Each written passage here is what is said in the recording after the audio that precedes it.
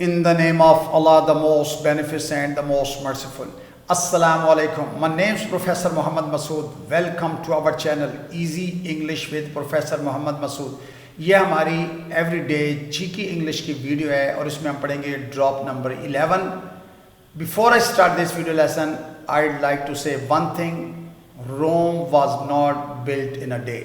Rome was not built in a day. Urdu में इसको कहते हैं हथेली पर सरसों नहीं जमती, यानी everything takes time. हर काम में वक्त लगता है.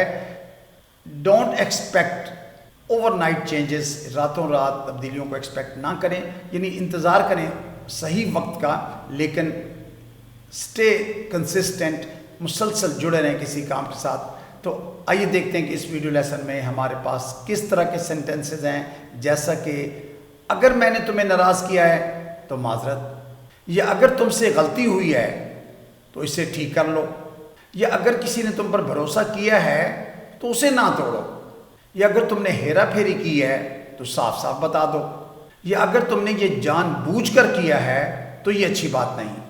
अच्छा, ये जो सेंटेंसेस हैं इनका जो फर्स्ट कंडीशन है, अगर मैंने तुम्हें नाराज़ किया है, प्रेजेंट परफेक्ट टेंस इसमें हमने इस्तेमाल किया है. यानी अक्सर हम ये कहते हैं कि भाई अगर मैंने तुम्हें नाराज़ किया है तो माजरत. तो कॉमनली हम ये प्रेजेंट परफेक्ट टेंस के सेंटेंसेस बोलते हैं. आइए पहले इसकी स्ट्रक्चर को देख लेते हैं, फिर इसी एग्जांपल में साथ साथ हम इसको डिस्कस कर लेंगे. अच्छा, प्रेजेंट परफेक्ट टेंस में इफ़ क्लास के बाद, सब्जेक्ट के बाद हैव या हैज़ के बाद हमेशा वर्ब की थर्ड फॉर्म आती है. फाइनली डिसाइडेड है कि हैव या हैज़ के बाद अगर वर्ब की थर्ड फॉर्म हो तो ये प्रेजेंट परफेक्ट टेंस होता है. तो हमने सब्जेक्ट के बाद हैव या हैज़ के बाद वर्ब की थर्ड फॉर्म यूज़ की है. अच्छा, ये जो तो का ट्रांसलेशन होता है इसलिए हम देन इस्तेमाल नहीं करते, बल्कि simply we put comma there, हम कॉमा लगा देते हैं. अच्छा, सेकंड पार्ट के अंदर आप जो टेंस चाहें इस्तेमाल कर लें. हमने अगरचे ज़्यादातर इम्पेरेटिव सेंटेंसेस यूज़ किए हैं, चूँकि वर्ब की फर्स्ट फॉर्म का ऑब्जेक्ट लगा देते हैं, और दो तीन एग्जांपल्स के अंदर present perfect tense second part में भी यूज़ किया है. अगर जुमले का पहला हिस्सा प्रेजेंट टेंस में हो तो आगे उसके बाद आप कोई भी टेंस यूज़ कर सकते हैं. तो आइए अब इसके एग्जांपल्स को स्टडी कर लेते हैं. अगर तुम तैयार हो चुके हो तो चलते हैं. अब देखिए, if you have gotten ready let's go. अच्छा, गेट गॉट गॉट ये भी ठीक है, ये गेट गॉट गॉटन, गॉटन भी थर्ड फॉर्म है और गॉट भी थर्ड फॉर्म के तौर पर यूज़ होती है. दिस इज़ योर चॉइस कि if you have got ready let's go या if you have gotten ready let's go. अच्छा, आप इसको चाहे तो नेगेटिव भी बना लें, अगर आप चाहें तो इसके नाउन या प्रोनाउन चेंज करके नए जुमले बना लें. हम सिर्फ पैटर्न को स्टडी करते हैं कि अगर तुम तैयार हो चुके हो तो चलते हैं. If you have gotten ready let's go या if you have got ready let's go. अगर मैंने तुम्हें नाराज़ किया तो माजरत. If I have annoyed you I am sorry. If I have annoyed you I am sorry. अब देखिए, हैव के बाद एनॉय होता है किसी को नाराज़ करना, गुस्सा दिलाना.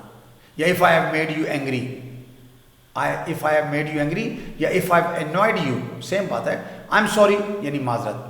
अच्छा, आई एम सॉरी जो है ये सिंपल प्रेजेंट टेंस के अंदर आता है, क्योंकि आई के बाद हमने एम यूज़ किया हुआ है और एम प्रेजेंट टेंस के अंदर यूज़ होता है. अगर मैंने कुछ गलत कहा है तो बता देना. अक्सर हम ये सेंटेंस बोलते हैं भाई अगर मैंने कुछ गलत कहा है ना तो आप बोल दो या बता देना. तो if I have said something wrong just tell me. If I have said something wrong just tell me. अच्छा, हमने आई हैव को शॉर्ट किया, आई हैव को आई अक्सर शॉर्ट करके इतनी बोलते हैं I mean I have. If I have said something wrong just tell me, अगर मैंने कुछ गलत है तो बता देना. अगर तुमसे गलती हुई है तो उसे ठीक कर लो, यानी टू अरेज ह्यूमन, गलती इंसान से होती है, to err is human and to forgive divine. कहते हैं ना, गलती करना काम इंसान का, बख्शना काम रहमान का, यानी to err is human to forgive divine. अगर तुमसे गलती हुई तो उसे ठीक कर लो. If you have made a mistake fix it.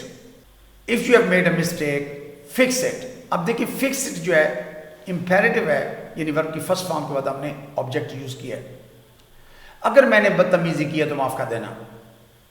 अब देखें, अगर मैंने बदतमीजी की है, यानी कंडीशन है ना कि इफ़ आई हैव, चूँकि आई हैव को हम शॉर्ट कर आई बोल रहे हैं, I have. If I have been rude forgive me. अच्छा, रूड होता है बदतमीज, रूड या बदतमीजी. तो if I have been rude forgive me. अच्छा, यहाँ बिन जो है ना, बी की थर्ड फॉर्म होती है, be was been. Been verb की मेन वर्ब है और इसकी थर्ड फॉर्म है कि if I have been rude forgive me. Forgive होता है माफ़ कर देना. आगे इंपेरेटिव पार्ट है, अगर तुमने ये जानबूझकर किया है तो ये अच्छी बात नहीं. अब देखिए, यहाँ इन तमाम सेंटेंसेस के अंदर हमने हैव को शॉर्ट किया हुआ है, if you have done this on purpose. अच्छा, ऑन पर्पस होता है जानबूझकर, जैसे होता है ना you drop the glass on purpose, आपने जानबूझकर गिलास गिराया है, या you went there on purpose, आप जानबूझकर वहाँ गए हो, तो जानबूझकर इंग्लिश होती है ऑन पर्पस। तो if you have done this on purpose it isn't good, यानी it's not a good thing, ये अच्छी बात नहीं है। तो if you have done this on purpose it isn't good, अगर तुमने किया तो सही नहीं किया है, यानी अगर ये काम आपने किया ना तो सही नहीं किया है, अगर तुमने किया तो सही नहीं किया है। If you have done it you have done it right. अब देखिए यहाँ दोनों तरफ हमने फर्स्ट पार्ट में हैव को शॉर्ट किया हुआ है और सेकंड पार्ट में नॉट को शॉर्ट किया हुआ है। यू हैव, तो इसको you've, if you have done it you haven't done it right, यानी दोनों पार्ट के अंदर प्रेजेंट परफेक्ट टेंस हमने यूज किया। अच्छी, अगर तुमने पैसे उठाए तो साफ बता दो, if you have taken the money just say it, भाई बोल दो ना, जस्ट से इट, साफ साफ बोल लो।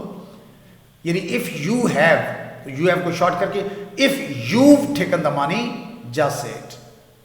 अगर इसको नेगेटिव करते हैं, अगर तुमने पैसे नहीं उठाए तो साफ बता दो, if you have not taken the money, यानी if you haven't taken the money just say it, यानी हैव के बाद या हैज के बाद फौरन नॉट लगाएं, फिक्र नेगेटिव बन जाता है।